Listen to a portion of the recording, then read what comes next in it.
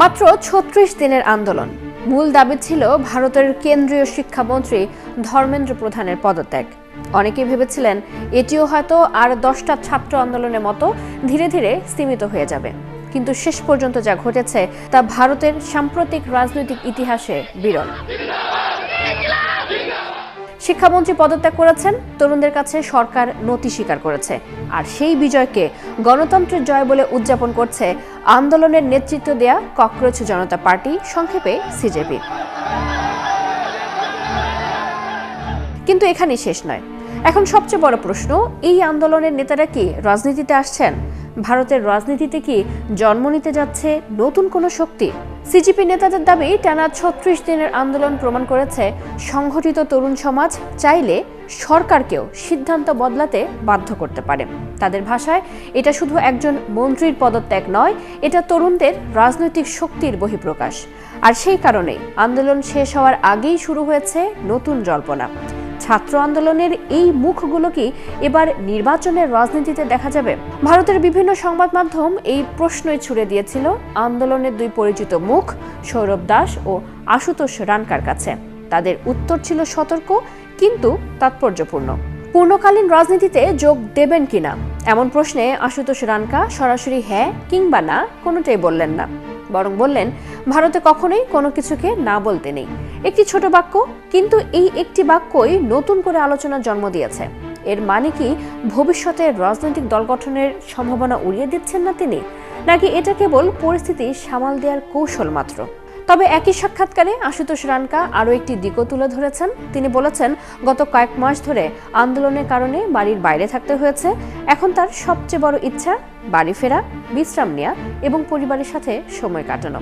এই বক্তব্যে আন্দোলনের মানবিক দিকটিও সামনে এসেছে, কারণ বড় রাজনৈতিক আন্দোলনের পেছনে থাকে দীর্ঘ মানসিক চাপ, অনিশ্চয়তা আর ব্যক্তিগত ত্যাগ।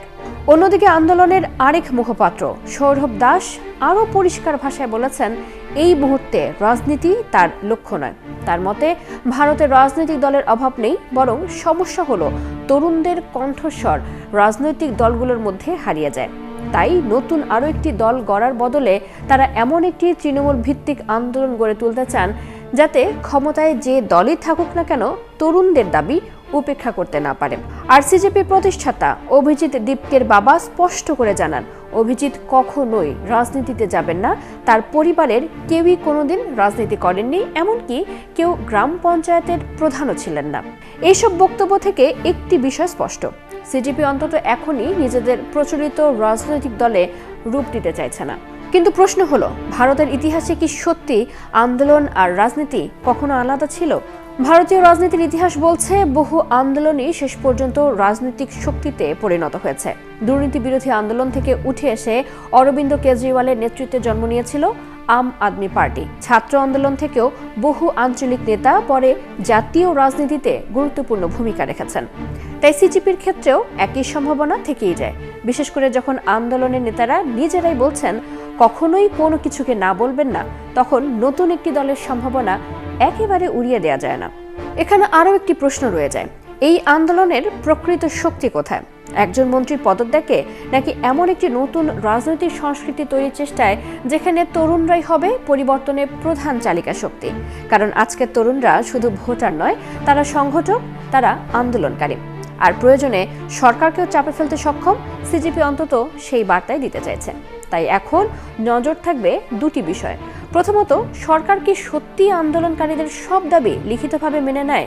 আর দ্বিতীয়ত, আজ যারা বলছেন রাজনীতি তাদের তাৎক্ষণিক লক্ষ্য নয়, ভবিষ্যতে তারাই কি ভারতের নির্বাচনী রাজনীতির নতুন মুখ হয়ে উঠবেন? ইতিহাস বলছে অনেক বড় রাজনৈতিক দলের জন্ম হয়েছে রাজপথে। সেই ইতিহাসের নতুন অধ্যায় কি লিখতে যাচ্ছে ককরোচ জনতা পার্টি, নাকি তারা রাজনীতির বাইরে থেকেই ভারতের তরুণদের একটি প্রভাবশালী সামাজিক আন্দোলনে পরিণত হবে? এই প্রশ্নগুলোর উত্তর দেওয়ার সময় এখনো হয়নি। ভবিষ্যতে বলে দেবে এই তরুণরা শুধু অধিকার আদায়ের সংগ্রামে রাজপথে থেকে যায়, নাকি চলে যায় ক্ষমতার কেন্দ্রে।